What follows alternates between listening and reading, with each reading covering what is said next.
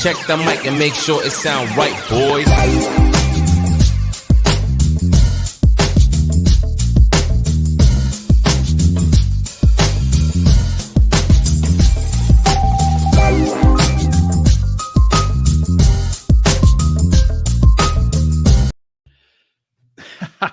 Helps if I press the right buttons, guys. Ta-da! There we are.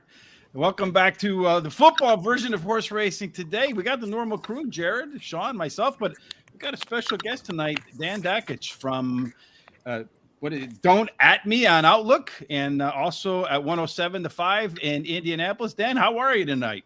Oh man, I'm doing good. It's Outkick, which is we're taking over the world. So there you go. That's Clay Travis, right? I'm sorry if I got that wrong.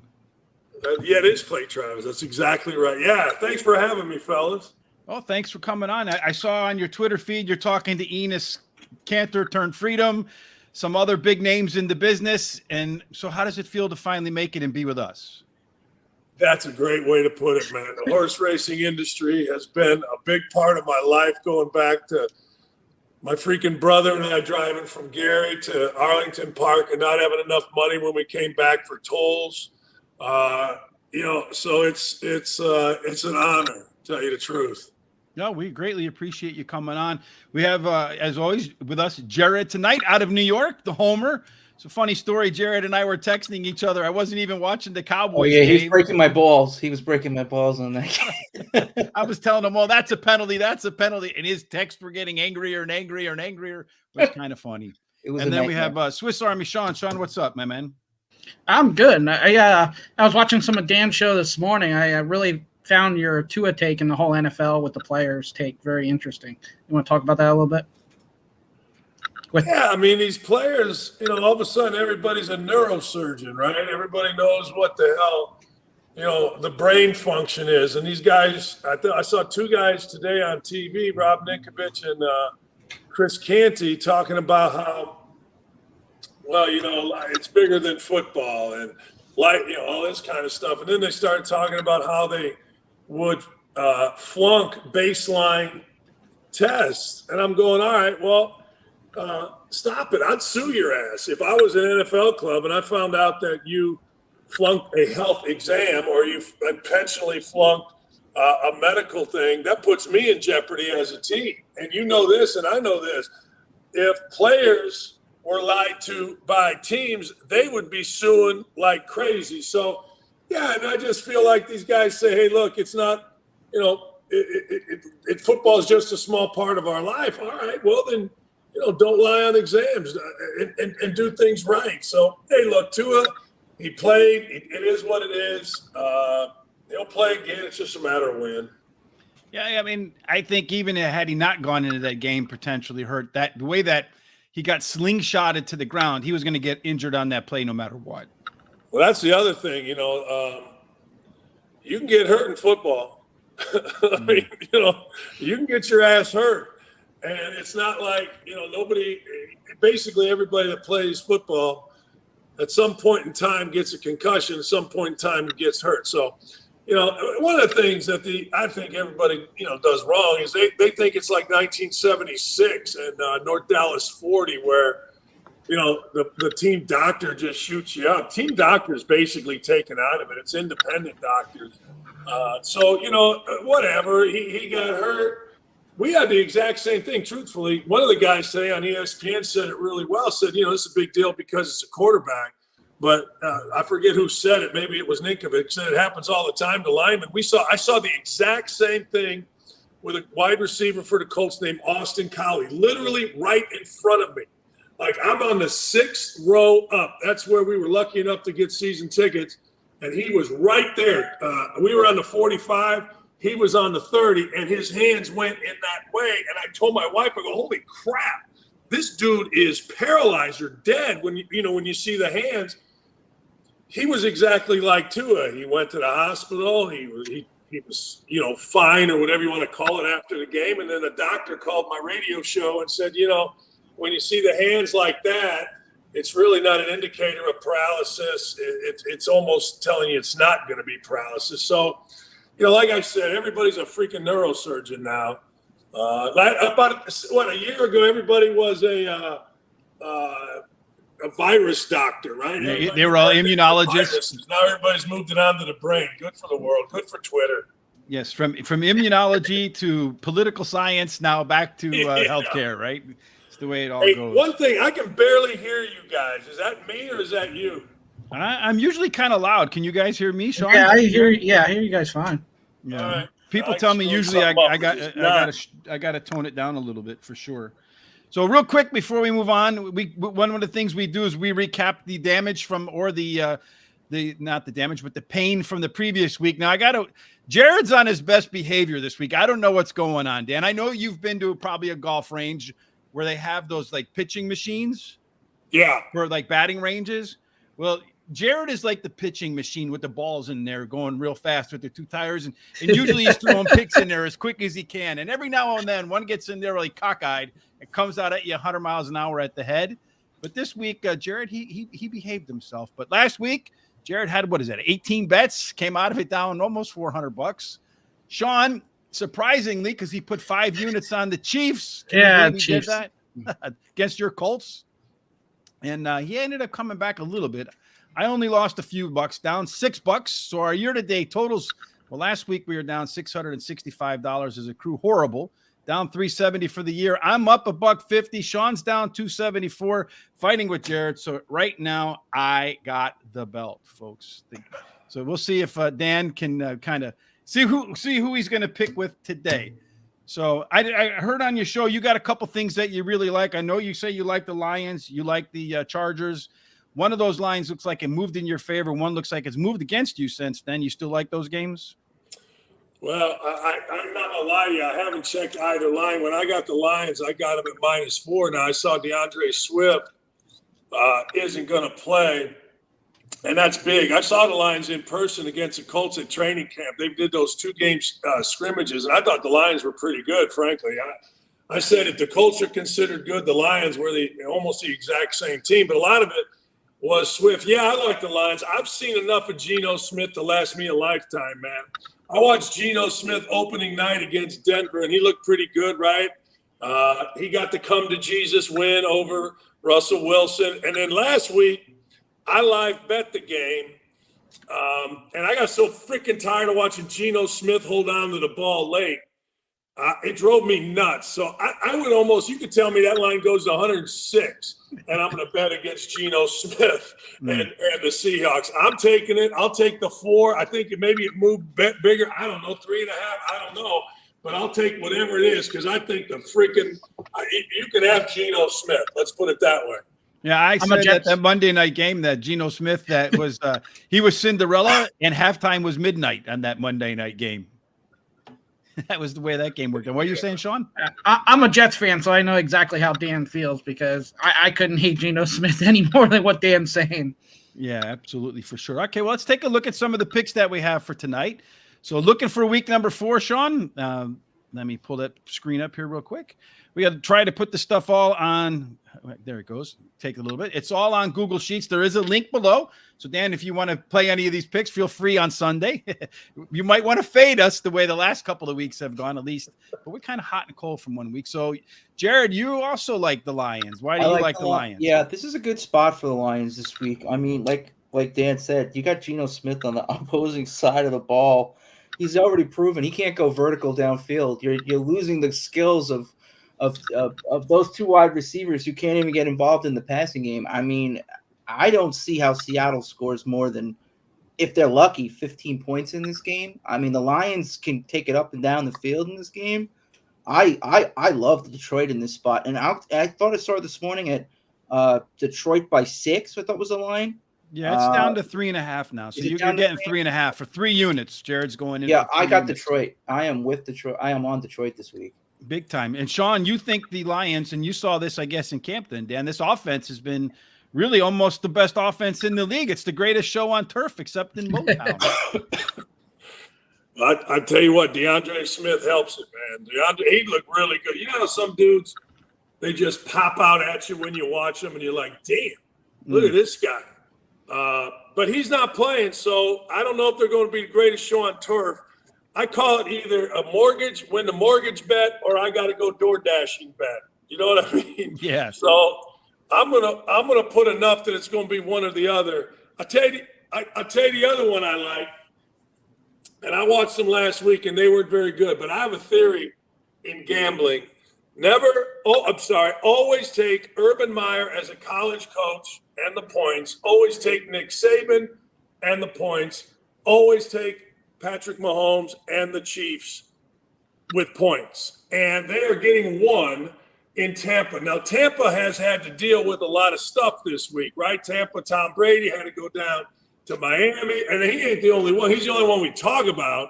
But all these guys had to move families around, had to get them safe, had to worry about it. It's hard enough to win in the NFL when everything's moving in the same direction. And now all of a sudden you're playing a team coming off a loss and frankly looked horrible.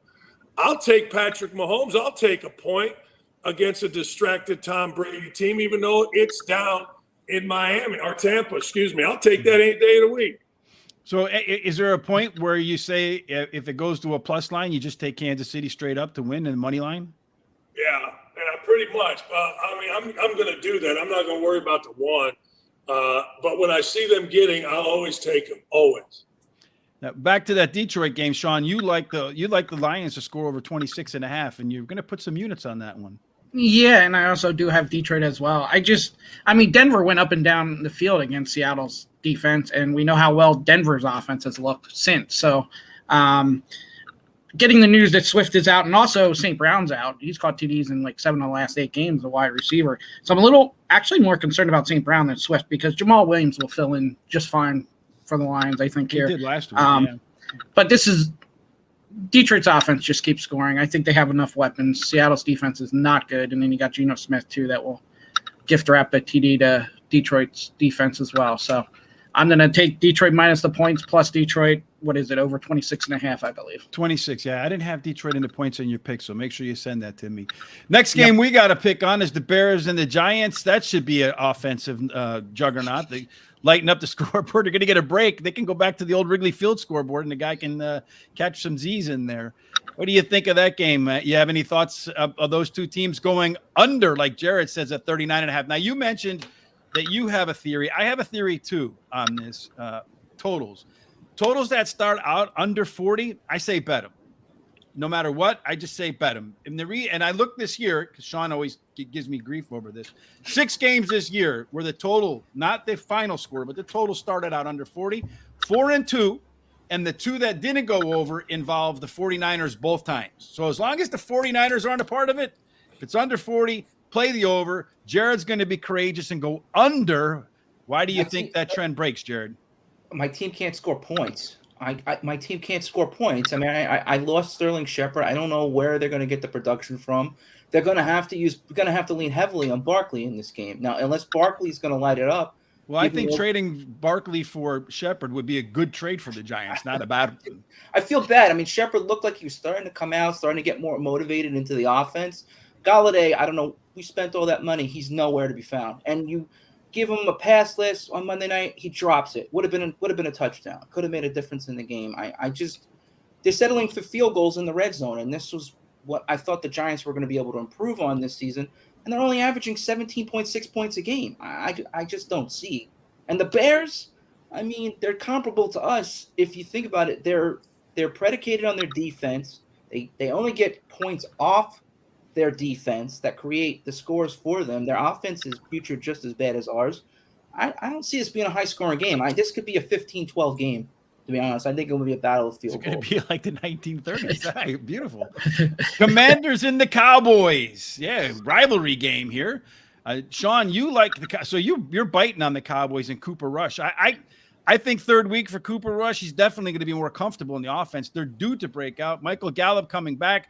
It looks like the Peters experiment at guard is going to work out for them. So their offensive line's a little bit better. At some point, they're going to score a lot of points. Is this the game they get it done?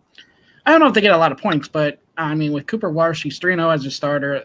Their offense is getting a little bit in rhythm. Washington just looks horrible. This whole Wentz thing, their defense ain't even playing that well. I think Dallas covers easily, giving up a field goal. I don't know how much they score, but they're going to score enough to cover that. I'd tell you that. Well, this is a game all three of us have a play on. Jared and I are at odds, and you know, Sean, when we're at odds, usually I'm the winner. So I don't know that'll be the case today, but you're going to go under here in another NFC East game. I'm going to go over, be the tiebreaker. Which way do you think this game will go, over or under, Dan? Man, you're asking me to have Cooper Rush keep playing. Cooper Rush threw a couple nice passes, and everybody lost their mind. All of a sudden, he's going to be beating out Dak Prescott. I mean, hey, look, the backups are backups for a reason. And the longer you play backups, the more you're going to find out that reason. Cooper Rush got cut by the Cowboys. Nobody picked him up. I made the mistake last week of going over the Giants 19.5 with a bad quarterback with a bad offensive line. I'm not going over on any bad quarterbacks ever again. So if I am the tiebreaker, I'm not sure I'm going to bet it. I'm going under. I just believe there's a reason a dude is a backup. There's a reason 31 other teams passed on him. And if you let the guy play enough, you're going to find out that reason. And I think we find out this week. Woo, I'm going to go over in this game. And I have a reason why for this. These two teams, they match up all the time, every year, twice a year. And usually one side or the other blows out one of the other sides. So either the Cowboys win by a lot, or in this case, the Commanders. I guess there's really not a lot of experience with the Commanders as they're named. One of these teams will get to 30. The other one just has to find 10 points and the game gets over. That's my theory for that particular spot. Bills and the Ravens. What was that? Well, I was going to say, then you're betting on either Cooper Rush or Carson Wentz to get to 30. Interesting stat, though. Over the last 3 years, the Cowboys at home versus NFC East divisional opponents are just a mere 5-9 against the spread. Well, I'm not playing a spread. I'm playing a total, so I'm not worried about that That's at all. why I'm still going under. Bills and the Ravens. Bills bounce back from a tough loss in Miami. What do you think of that spot? Do you think the Bills bounce back, Dan? I think the Bills bounce back because I think the Bills are the best team in football. You know what I mean? Like, I think there's no question that they bounce back, but most dangerous guy in football thus far, and I have a weird crush on him. I have this weird thing with Lamar Jackson. Like, it's not natural the way I like watching the dude play. It's like when I was a kid and I liked Walter Payton play. It's just like one of these things. I don't know, man. I'd be careful touching this one. The Bills seem like the best team. The Ravens obviously got beat late. I got to tell you, I'm not betting against Lamar Jackson. You guys can, but if I were going to bet this game, I would bet Lamar Jackson like over 100 yards rushing. I'd bet whatever the rushing yards are for Lamar Jackson. He's fourth in the league. He's on track to go 4,000 passing, 1,000 rushing. I'm going to look this up or try to find it. But I would take Lamar Jackson's rushing yards over because I think you're going to have to rush quarterback if you're the Bills, and he's going to get out of it and use his legs. Then start running around. Yeah, 55.5. 55.5 over. That's a prop play. That's a good prop play. Yeah, indeed. I think that's a good play. You like the Ravens to come in here and take these points, and you think they might win outright there, Jared? They got one of the best field goal kickers in the league, man, in the AFC. I mean, if it comes down to you're going to go with field goal kicker for you? I like Stover. If it comes down to a field goal and you're going to put Stover out there and he's got to kick a 51-yarder to win the game, I love it. It's a great position for the Ravens. You mean Tucker, the guy who plays the piano? Tucker. I thought it was Stover. I'm thinking a couple of years ago. Yeah, Tucker. Yes, yeah, indeed. I like the Ravens here. I like the Ravens to cover. I do. All right. That's the only one that we have. That only person that's courageous enough to go that way. Cardinals and the Panthers. That's an interesting game. Jared and I actually agree on this one. I think the overreaction maybe a little bit to the Panthers. Speaking of which, you got Baker Mayfield. Can you believe that people actually drafted Baker Mayfield ahead of Josh Allen? I would have never made that mistake, and I even said so at the time. But in any case, we both agree that the Cardinals are going to win this game outright against the Panthers. I think they're the better squad. At some point, they're going to come together. That's going to be this week against the hapless Panthers team. But it does look like Christian McCaffrey and his bad quad are going to play, whether he can make it the whole game or not. It's going to be a record for his last 3 years if he makes it 4 games in a row. Any thoughts on that game, Dan, as to which team you would pick? I think this might be the hardest game to pick all weekend, including college football. By the way, my my freaking Houston Cougars just got beat in overtime, so I'm going to start throwing stuff around as soon as this show is over. That's fine. But I am hanging there. Never mind. You don't want to hear my current angst. I think this is the hardest game to pick. I think it's two bad teams. I think you got a question of McCaffrey. I think that people have no idea what's going on with Kyler Murray. Wide receiver group, Rondale Moore, Hopkins, those guys are all out. Home dog, 1 point. I don't know whether this could be at 43.5 seems low in a game with Kyler Murray, who's going to run around. But if I were going to play it, I think I'd take the over 43.5 and hope that both of these quarterbacks get it going against the other. What do you think about the Shawn McCoy's commentary towards Kyler Murray? Did you see that? Yeah, I give LaShawn McCoy credit.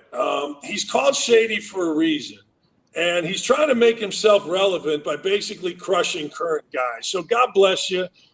Everybody's trying to make a move somehow, and that's LaShawn McCoy's move, man. So, criticize, be nuts, do all the stuff. And he's come out against other guys too. And, I guess that's the way he feels to get relevant, get back in. So I got to tell you, I don't pay attention to guys like that. When I see that they've made comments, I'm like, yeah, okay, great.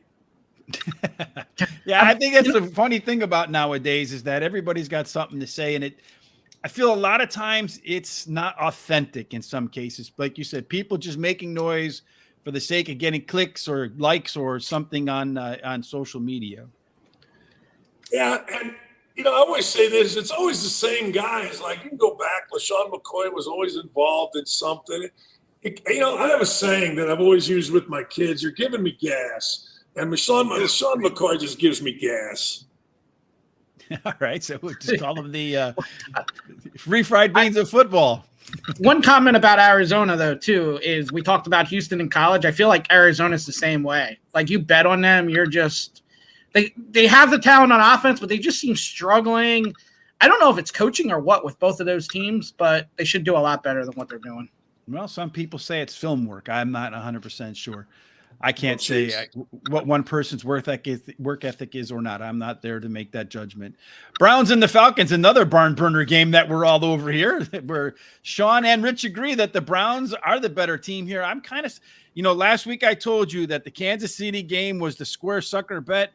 I almost feel like this game between the Browns and the Falcons is the square sucker bet. I mean, Jacoby Brissett, you had a piece of him over at Indianapolis. I mean, he's not going to light the scoreboard up, but I also think he doesn't hurt you either. So in that respect, I think the Browns have the advantage on offense.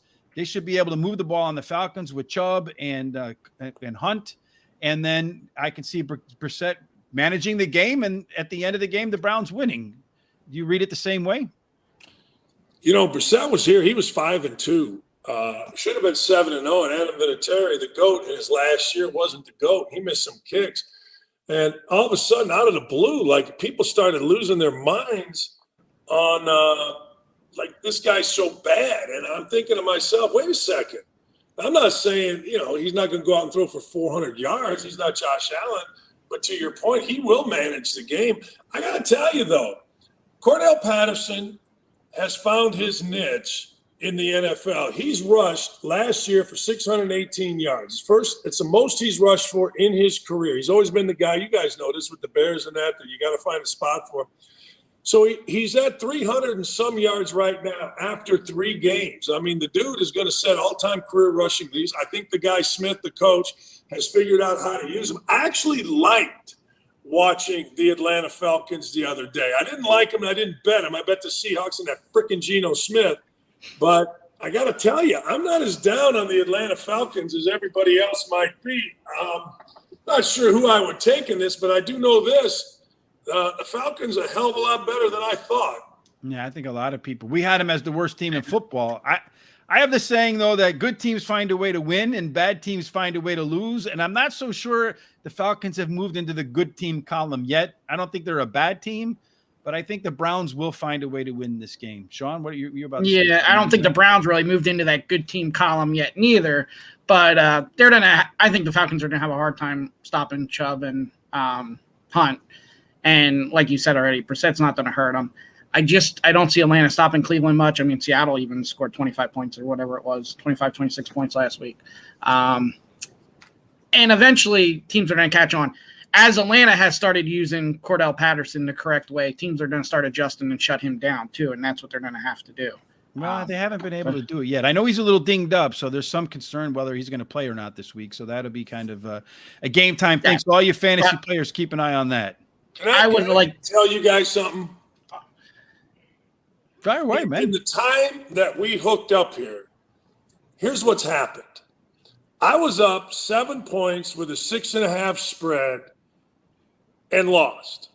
Tulane came back, beat my squad. I was up 14-0. San Diego State, 13-0. San Diego State over Boise State on a massive live bet. It is now, since I've been on with you fools, it is now 14-13. I'm getting my ass kicked. So you're blaming us? As my college coach used to say, Bobby Knight, let's get fucking going here. All right, let's get moving. I'm not betting this game this weekend, but if I was going to be betting this game, I would be betting the over on the Atlanta Browns game. Broncos Ravens. Let's go Broncos Raiders. Did the Broncos ever start scoring points? The Bronco, I was going to take that game, but I decided, you just don't know what kind of Broncos team is going to show up. And I don't know. I think this is the week Russell Wilson gets his act together. If they could have less offensive penalties, they are killing themselves on drives. So I mean, I think their defense is better than what it shows. And I'm not so confident in this loss. And the Raiders, they're basically they are on life support right now. So I mean, I can see your argument, Rich. I mean, but to me, it looks like one of those. I didn't bet it, but I'm saying it's like one of those 50-50 games to me. I have the Broncos. I think this is the week that Russell Wilson, they shake off the no preseason rust, and they get it done. All right, one more game. So can I add something to that? Sure, fire away, man. I've watched a lot of the Raiders for whatever reason, and two things happened with the Raiders. One, Derek Carr was throwing the ball to the other team. Like, holy hell was he throwing the ball. But they make a big comeback, right? They end up losing 2-point conversion against Tennessee. And I'm wondering if he found it. And on the other side, what you guys just said, I'm wondering if Russell Wilson didn't find it. Because you know what happened? That last drive that he needed to go get it done, he went and got it done, man. Like, he went and got it done. So I think both of these teams are coming off performances they can build on. But whoever doesn't throw the ball to the other team's going to win it. And I'll take Wilson, particularly if he gets the ball at the end of the game. I'll take Wilson to win this game. I know he's given, what is he given 2 here? I think they're getting the ball late to go win it. I'm money line in this one, the Broncos for $1.25. I think they're going to win that game. It goes back to my good teams find a way to win. Russell Wilson finds a way to win. Derek Carr finds a way to lose. You guys help me get San Diego State finding a way to win here. All right. Well, speaking into the universe, San Diego State. We can Bobby. We don't want Bobby Knight throwing any chairs at us. On that game, I did take Calbert Cheney for that matter. I did take the on. I said we don't want you to go all Calbert Cheney on us. Bobby Knight, Calbert Cheney. I'll be throwing chairs. I'll be MFing things. You know what I mean? It's just a normal Friday night at Dakich's house. Yeah, it's a normal. That's the normal Friday. It's funny because my kids, like when all this stuff is off, when I'm on, I don't swear, and then when everything's off, I don't stop swearing. They're like, you're two different people. I know how you feel, man. Texas Tech, 21-13, Boise. Wow. All right, one last thing here. Is anybody going to go Chiefs and the Buccaneers? You're going the under in this game, Jared. You think? I think this. I agree with you. I think this is a week they're probably going to struggle to score the Buccaneers than the Chiefs. I'm not so sold that the lack of Tyreek Hill is not going to damage that Chiefs offense over time because he, as I've said, he does something that no other wide receiver does in the league. He creates lanes for everybody else like nobody else. And I think they're going to continue to struggle to score. So I agree with you in the under in that spot. I went the under as well. Just same reasons. I mean, Tampa's strength is the defense, not the offense at this point. With injuries on Tampa's side of the ball, you just don't know who's going to control the offense. Fournette's hurt. Mike Evans is injured. I don't know who Brady's going to be throwing the ball to this week. Well, Mike Evans was suspended. He'll be back this week. Oh, he's back this week. Oh. So final game that we have a play for, and then there is one prop bet minus the Lamar running over 55.5 yards that just got added in. The Chargers and the Texans. I don't know. Maybe I'm on the wrong side of two square sucker plays here. Maybe people think the Texans are better than I think they are. They might be the Falcons that we talked about a little bit earlier, competing for that first pick in the draft. I think the Chargers bounce back, score a lot of points in this game. I think the Texans are limited on offense. I'm going to take the Chargers. I'm going to lay the line's 5.5 now. Dan, I think when you talked about it earlier in the day, it was 5. So that's the line that's gone against you. Is this another one that you don't care if it's 106? You would take the Chargers? No, I might not take that over 7, but I'm going to take the Chargers. I'm with you. I think a bounce back is coming. I think the Chargers are much better. Either that or the Jaguars good. I mean, 38-10. But I think they bounce back. I think the Texans are one of those teams that will play you well for a while, and then they'll just go away. Like they were two different teams against the Colts. They in opener, they were okay. Game 2, then they went away. I just don't think they have enough to sustain. And I cannot believe with the talent that they have that the San Diego Chargers are as bad as they played against the Jaguars. I think they bounce back. I'd take this game up to 6.5, 7. I wouldn't take it over that, though. I have it at 6.5 too. What's that, Jared? Where's the defensive pass rush going to come from? No more Bosa, no Slater. How are they going to sustain those where's the replacements going to come? I think you're playing a good quarterback for that, though. I don't think Davis Mills. I was talking to Sean Salisbury. He does a show down there, at quarterback for a long time, and he's like, look, he was really high on Davis Mills, but he told me the other day, he goes, Davis Mills is in a position where he's been given a job, and if he doesn't play better, they're going to start looking to draft a quarterback in the first round. He has not been nearly as good. So you're right. You got to pass rush. Bosa is out, but Mills is a perfect guy for this particular week without Bosa to play. I just don't think Houston has enough weapons. I don't think they believe they're any good. Yeah, I think even if they can't get a pass rush on, I can see the Chargers scoring 40 points. I would lean the under here.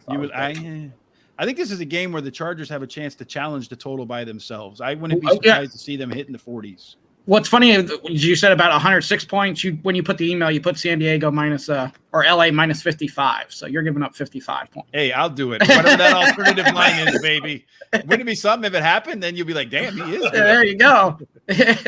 Those are all of our picks. Any final thoughts from you, Dan, and some of the stuff that people ought to be on the lookout for this weekend?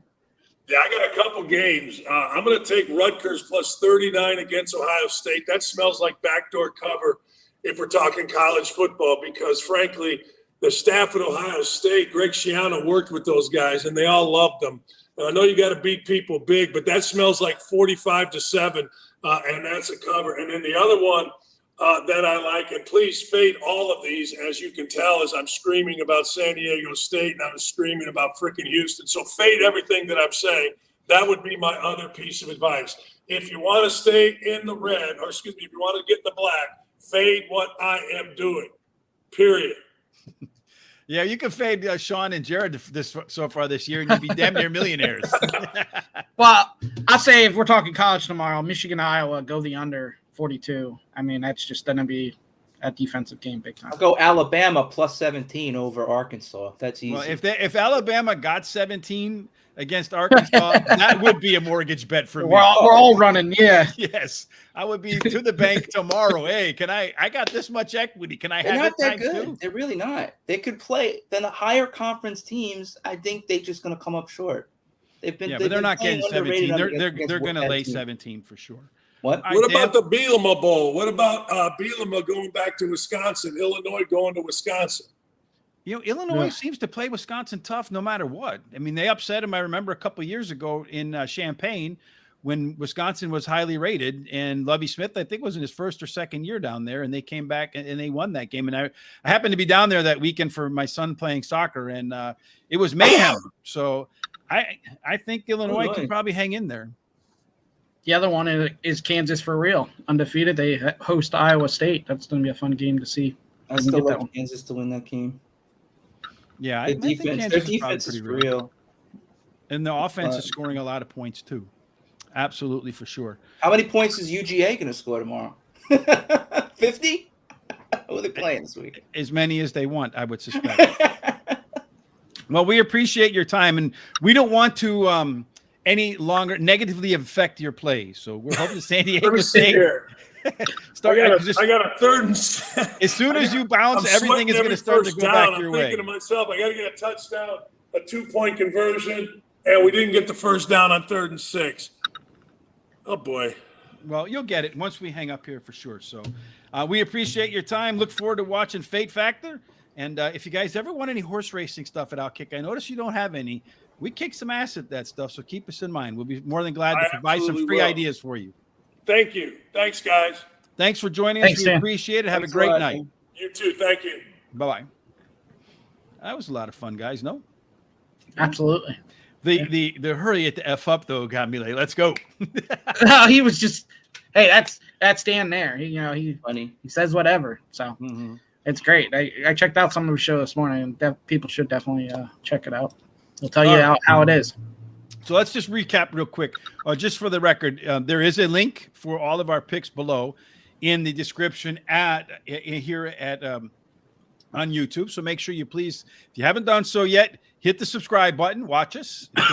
We do, like I said, football on Fridays, every Friday at 10 p.m. Eastern. But other than that, we do primarily horse racing stuff. Our full slate of picks is over here. Shawn, you said that you had a game in here I missed. So you had the Lions as well? Yes, I had the Lions. Yep. I actually I did a Rich no. I double dipped in that. All right, Oh, so you where did do you the have the under, Lions? How over, many and- units and- are you going to and do the with the Lions, Shawn? I'm not sure what I sent you. I believe that was 1. All right, 1. I don't know why I don't have that in there. All right, so I'd that's have to go back and look, but I believe it was 1. yeah. Shawn learned his lesson last week about units. Is that what happened? Yeah, that was 1. The over, I went 2 units, but then I found out dipping about units. and double dipping. That's that I take figured Rich's I. notes seriously. I every time Rich gives me a tidbit, I keep it on stat. You what? I said, when you give me these little tidbits, next time think about that. I write it down. No, you ought to. I mean, I appreciate that. The bad thing is my big unit play, 3 units, is in a Kansas City game again. I went the under in Kansas City, Tampa Bay is my 3 unit play. So Yeah, I just do 1 unit. I've learned my lesson so many times ago. Think about this, Shawn. If you go 5 units on one game, right? And you go, it means you got to win 5 1-unit games if that game doesn't go your way. Of course, if it breaks your way, but growing up, I had a really good friend. His father played professional blackjack, right? And he explained money management to me. So the way I've always done the unit thing is I'll start at 1. And then once I get once I'm up $500, then I'll go to 1.5. Once I'm up $1,000, I'll go to 2. Once I'm up 1,500, I'll go to 3. If I come back down, then I'll reduce my units again. Oh, that sounds like my crap strategy, Rich. Go up, go down. Are you talking about your bankroll, or are you talking about your strategy? I'm just talking about my bankroll in terms of strategy when I'm riding this casino's money. You're playing with house money. So. Indeed. So while you're here, please do us a favor. Follow us down below. You see the handles for our Twitter, Instagram, and Facebook accounts rolling by at Horse Race, the number 2 day. Make sure you check out Dan, and we'll put some information where you can follow him on the radio, on Twitter, and at Outkick. Did I say Outcast at the beginning? Was I thinking about that rap band? yeah, I don't know what you said, but you did say it right. And funny, I know that because I know it's Clay Travis's organization. Yeah. Because I've actually written Clay about having us do horse racing for him, but he didn't get back to me. He's too busy putting those emails out on Mondays where they have. I don't know if you have you ever seen those emails? No. Oh, yes. I don't think so. No, it's like a calendar in some respects. There's some sports in there, but the rest is a calendar. Okay. You know what I mean? Yeah. All right. So Still had 25.9 from Tariq Hill last night. You did? Yeah, he's a hell of, like I say, he changes the way things operate for I have a 48-point lead so far. So just again, recap, spread. Our man Jared likes the Lions at -3.5, as does Shawn. Shawn likes the Cowboys laying 3, so a lot of favorites this time around so far against the Commanders. Our man Jared coming back. He likes the Ravens getting 3 for 2 units. Feeling kind of cocky this week with 3 and 2 units. Sean and I both agree that the Browns merit a bet. And again, I'm worried that one kind of looks like the square sucker bet, as does the Chargers to me. I'm actually gonna play that for a couple of bucks for real, and I'm gonna put it on the Falcons. I'm gonna roll the dice with the Falcons. He's gonna go. So we just guaranteed we won. Thank you. He waited to the show and for us both to pick him, and then went, "Yeah, I'm going the other way." Yeah, he wants to lose money. Let's just show you. How many other people are fading our picks out there? Well, they should be fading you guys' picks. They'd be happy about that. I mean, you could have faded me 2 out of 3 weeks, and you would have done all right. But if you had missed that middle week, you would have gotten a little bit. We did the typical better thing. We won $800 in week 2, and when we went all out week 3 and gave most of it back. It's all good. It's a long season. Anything can happen. So. And then as far as prop bets, Sean, I expected to get like a litany of prop bets from Jared over there, but only Sean going Nick Chubb. I didn't find any value. I mean. I saw one, but I didn't put it into the show because I wasn't too sure. Didn't stick with that. On the totals, Sean just going with the Lions over 26.5. I think they've done that almost every game, except last week they scored only 24. But they're another one of those teams that they're just something missing at the end of the games where they can't execute, and they could just as easily be 3-0 as they are. Where did you see that prop bet, Sean? 26.5. Is that on DraftKings? DraftKings? DraftKings has them all. Yeah, they have each team's line. Then the Commanders and the Cowboys, Jared and I are at a battle. The lines are a little bit different because we use the best lines we can get for the bet. That's something we learned from Bill Krakenberger. So the under in this case, Jared's getting 41.5 for -107. I'm getting over 41. So I expect, like I said, I look at this game. One team usually blows out the other, and whichever one it is, there's rarely shutouts. I look back, it's been a long time since one shut out the other. So I'm looking at this game being maybe something like 28, or maybe 28, 28-7, 28-14, something like that. That would 14, get the game over. Wow, that's pretty generous. 14 points to the Commanders. Yeah, they'll get there. Cowboys will give up some points. Then finally, Jared also likes the under in 2 games, the Raiders and the Broncos, the Chiefs and the Buccaneers. And I agree with Dan's take that the Buccaneers could have a little bit of a struggle. Again, Jared and I agreeing. I don't know if this is a good thing or a bad thing on the Cardinals winning the game outright. Hey, you always say you got to look for some value. So there's my value play for the week. Well, the value play for the week to me is the Broncos. I'm money lining the Broncos. I think that a lot of the NFL teams, they didn't really have a preseason. There's a whole new team for Russell Wilson. He's not that bad. He's got a lot of good weapons to work with in Jerry Jeudy and Cortland Sutton. He's got the good running back and Javonte Williams. I do think that you're going to see the Denver offense score points, and their defense is solid, is living up to the billing. So I can see Denver winning this game going away. I will say, though, the concern there is the Raiders are 0-3, and they're not an 0-4 team. So they really are due this week. And then you are. Your record says you are. And I'll say something else about Denver. It doesn't really matter how many weapons they have, the way Wilson's playing, and also Nathaniel Hackett with this play calling is absolutely awful right now. Yeah. They got to do something else. Charles B's with me on the Broncos. And now, he is the E.F. Hutton of horse racing. So we'll find out if he's the E.F. Hutton of football this weekend. But I'm all over the Broncos too. And if he is, whether he is the E.F. Hutton or not, he certainly shown himself to be a smart guy by backing what I'm doing week in and week out. Yeah, there you go. There you go. And speaking of horse racing, all right, go ahead. Speaking of horse racing too, we have a heck of a lineup next week on Horse Center. Monday we got Dana Whitney, who's won over 4,000 career wins. Tuesday we have trainer Tom Amos, who just had his career win milestone. He was 15th trainer. What was it, 4,000 career wins? And then Wednesday we have jockey Jamie Rodriguez, who 2 weeks ago won 8 straight races that he was in with 8 different trainers. Today, he won 6 of the 8 races at Delaware with 5 different trainers. He said it was the first time in his career he's won 6 races in a day. Lighten it up, baby. Well, speaking of which, my boys in my home track soon. Aqueduct, baby. Well, they're running at Aqueduct now. They're not running this fall? What? Well, they're running at Aqueduct right now.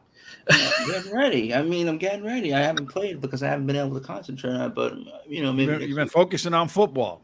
Football and NHL coming back next week. Oh, the hockey. To me, that's the toughest one of all hockey. I love hockey. You know me, Rich. You know I love hockey. I know you like the Rangers. I'm saying it's the toughest one of all for me to bet. I got hockey. I'm conflicted. I got hockey. I got the MLB playoffs. I gotta. Got some nice. There were some nice prices yesterday at Bank of America too. That's what I'm calling it. BOA, Belmont at Aqueduct. All right, Sean. So there is a over at horse racing, over at Guaranteed Tip Sheet. We do have a wagering guide for the big races tomorrow at Bank of America, otherwise known as Belmont at Aqueduct. So you can go check that out. And I think there's a total of 30 stakes races. I know because I had to write about all of them, and I have cards. I think it actually went over that. Did it go over 30? I think it was over 30. Because at some point I thought there was only a couple left, and you still sent me like 5 more, and I'm like, yeah, we're over. Very bad here tomorrow. Rain. It's going to be very bad here tomorrow. So play the Mutters. All right. If you want to play at your own risk here for the New York. Beyond playing the Mutters, take your pick from the roster of selections we put out for this weekend's games at the NFL. Again, there is a link for all of our picks down in the description right here on YouTube. I'll put a link for it to the show over on horseracingtoday.net. And of course, if you have any comments or thoughts or questions, make sure you reach out to us on our social sites. Huge weekend for sure, Charles. Go get it, buddy. So many races, big races. All right, Sean, that's it, guys. I guess the ending goes like this. No matter what you're doing this weekend, horse racing, football, college football, Major League Baseball, soon to be NHL, NBA, all of the above. We hope it ends up in the end zone. Is that right? I guess. You told me not to do that. I did it the first time, and then I did. So we can do that. All right. So we hope no matter what you do, it ends up in the end zone. Jared, have a good night, folks. Thanks for joining us. See you next week for a bunch of horse racing.